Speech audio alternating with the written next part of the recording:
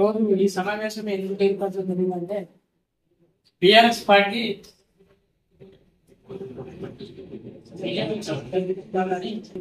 జరుగుతుంది. దానికి ప్రజోత్సవం జరుపుతా అంటామని TRS party 27 సంవత్సరాలు అయితే బీఆర్ఎస్ పార్టీ 3 సంవత్సరాలు అంటే 22 సంవత్సరాల క్రితం టీఆర్ఎస్ పార్టీ 3 సంవత్సరాల క్రితం టీఆర్ఎస్ గారిని మార్చింది. అంటే దాని ఎంత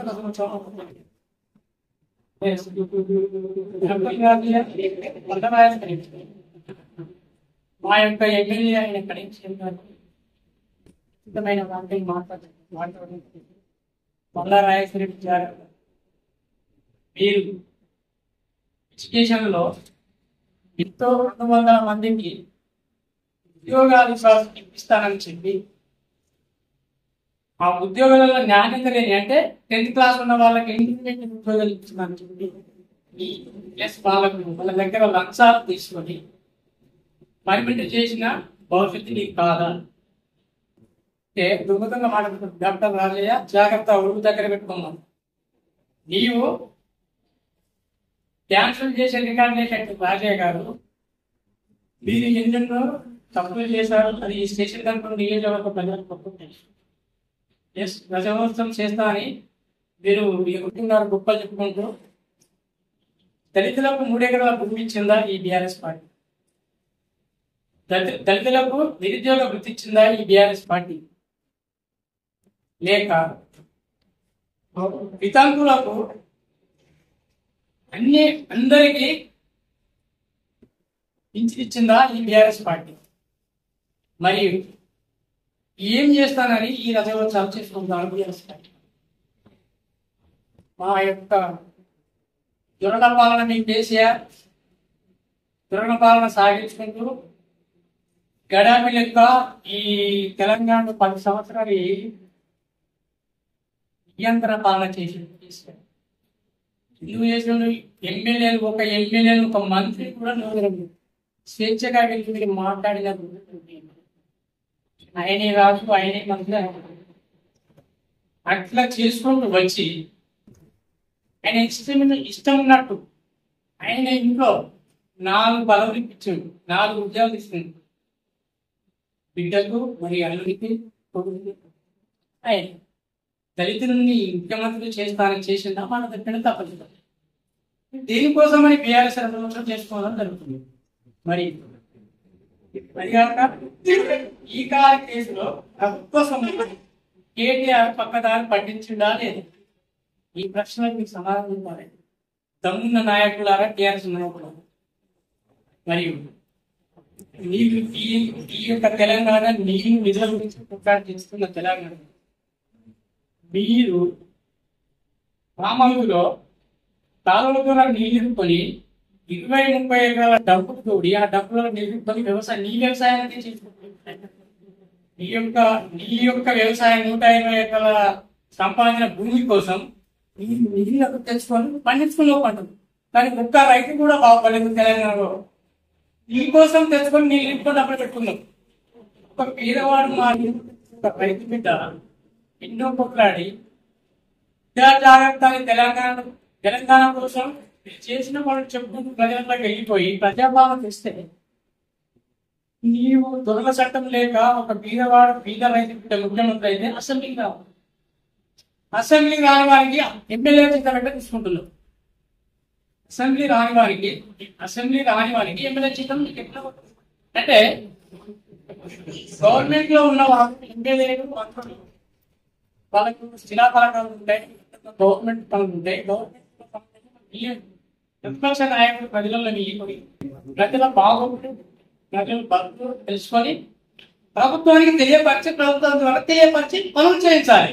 కానీ మీరే ప్రభుత్వం ఉన్నట్టు మీరే ఎగురుతున్నారంటే ఏం కేటీఆర్ నీకేమన్నా చదువుకున్నావా? ఎడ్యుకేషన్ ఉందా? చదువుకున్నావు కదా, అమెరికాలో ఎడ్యుకేషన్ చేసావు కదా, చదువుకున్నావా? లేకుండా అమెరికాలో బాత్రూమ్ అడిగినావా? ఒక ముఖ్యమంత్రిని పట్టుకొని ఏం మాట్లాడో తెలుస్తుంది, ఒక ఎమ్మెల్యేని పట్టుకొని ఏం మాట్లాడో తెలుసు కదా. మా యొక్క కడియం చేయాలి. 30 సంవత్సరాల కాంతి రాజకీయం చేస్తుంటే నీతి పరంగా నీతి వందన పాలన చేస్తున్నారు.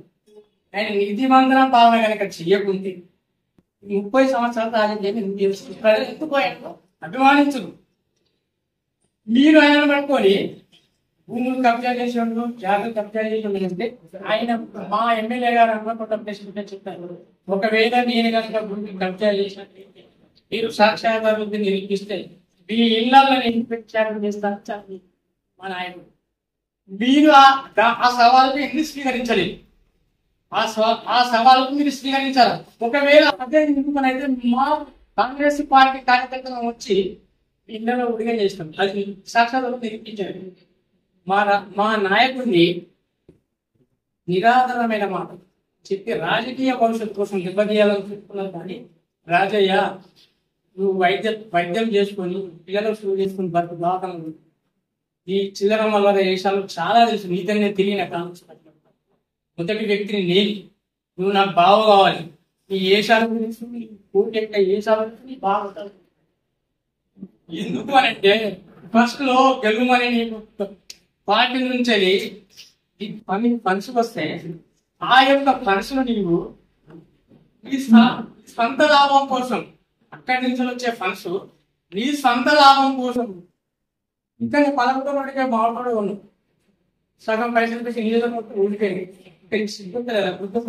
ఇంకా నేను ఎమ్మెల్యే అయిన అనుకున్నావా? ఎమ్మెల్యే కాలేవు. పల్లా రాజేశ్వరరెడ్డి జాగ్రత్త. ఒక్కటే, నువ్వు నిజంగా ప్రజాపాలన మమ్మల్ని ప్రజలు అంగీకరించడు. ప్రజల వెంబడి మేము చేసుకున్న పదాలు క్రమక్రమంగా అమలు చేస్తున్నాం. నీవు 7,000 కోట్లు అప్పు చేసి నువ్వే సంగ్రహంగా అవుతాను, నేనే గవర్నమెంట్ లో ఉన్నాను.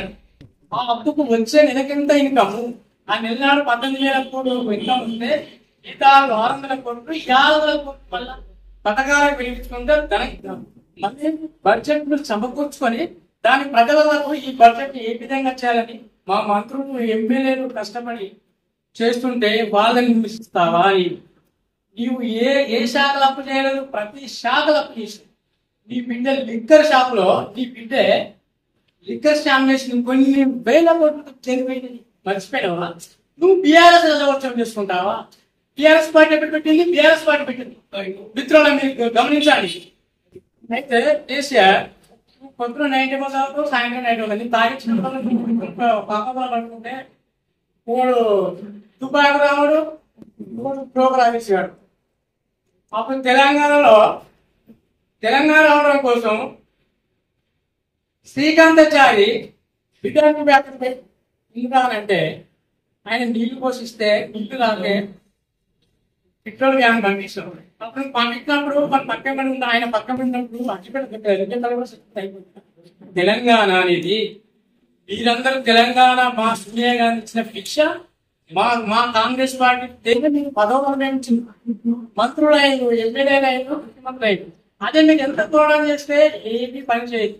మా తల్లి మా ఎంపీలు మా ఎమ్మెల్యేలు కూడా తెలంగాణ కావాలని పోరాటం చేస్తే మీరు ఎంత పట్టించుకొని మేడం మాకు తెలంగాణ కావాలి, మాకు తెలంగాణ ఇస్తేనే మా పిల్లలు భక్తులని మా మేడం గారి మా విజయ గారి చెప్తే అప్పుడు ఆమె అంగీకరిస్తే ఆమె తెలంగాణ ఇచ్చింది. తెలంగాణ ఇస్తే మేము తెలంగాణ ఇస్తున్నాం అంటే అవ్వ అన్నం పెట్టేది కాదు. మేము తెలంగాణ ఇవ్వకపోతే మీరు పదవులను ఇచ్చింది తెలంగాణ మేమిచ్చినాం. మేమిస్తే మీరు పదవులను ఇచ్చాం. మీరు పదవులను ఇచ్చి మమ్మల్ని చూసుకొని మాట్లాడి తెలంగాణలో పుట్టినప్పుడు చేసి ఇంకా ఇది చెత్తలేరు ఇంకా అది చెత్తలేరు అంటే ధనాన్ని సమకూర్చుకుంటున్నాం, బడ్జెట్ సమకూర్చుకుంటూ మెల్లమెల్లగా పథకాలను అమలు చేస్తున్నాం. కానీ మేమే అప్పు తేవాలంటే నువ్వే అప్పు చేస్తుంది. ప్రపంచ బ్యాంకు అనేది నిధులు పాతది అప్పు తెస్తేనే, పాతది అప్పు కొట్టి రిన్యూవల్ చేస్తేనే కొత్త బ్యాంక్ ఇస్తాం. మీకు ఎవరు సత్యం? అది రిన్యూవల్ చేసుకుంటూ పోవడానికి డబ్బు లేకుంటే మిత్తి తని కట్టుకుంటూ పోతున్నాం. అటు మిత్తి కట్టుకుంటూ ప్లస్ వచ్చే మన బడ్జెట్ని పథకాలు వేసుకుంటూ మెల్లమెల్లగా మేము అప్పులు చేస్తలేము. తప్పులు చేయకుండా ఉన్న పరిస్థితినే పథకం. మేము చేసిన నేరమా? మీరే తప్పులు చేస్తారు. మీరు రసభసం చేసుకుంటారు.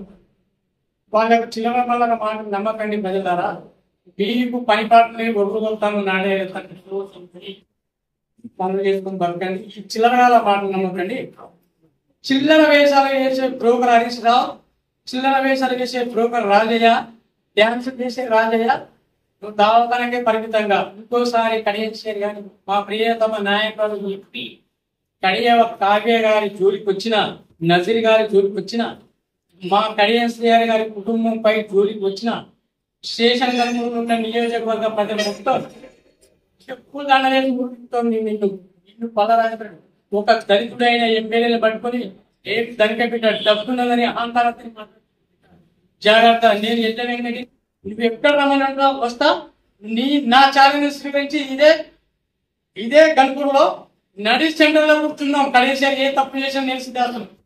నా సవాల్కు నువ్వు అంగీకరించి నాకు తెల్ల సవాల్ గన్పూర్ సర్దుకొచ్చి నేను నిలబడి మాట్లాడు. కానీ చిల్లర వేసాను. కానీ నువ్వు ఇప్పటికీ సపరేట్గా నువ్వు మా ప్రజలు తెచ్చగట్టి, మా నాయకులను తెచ్చగొట్టి అనిపోయి నిందలు మాపై వేయకుంటున్నాను. జాగ్రత్తగా ఉండు. పల్లరాజేశ్వరి, డాక్టర్ హరీష్ రావు, కేసీఆర్, కేటీఆర్.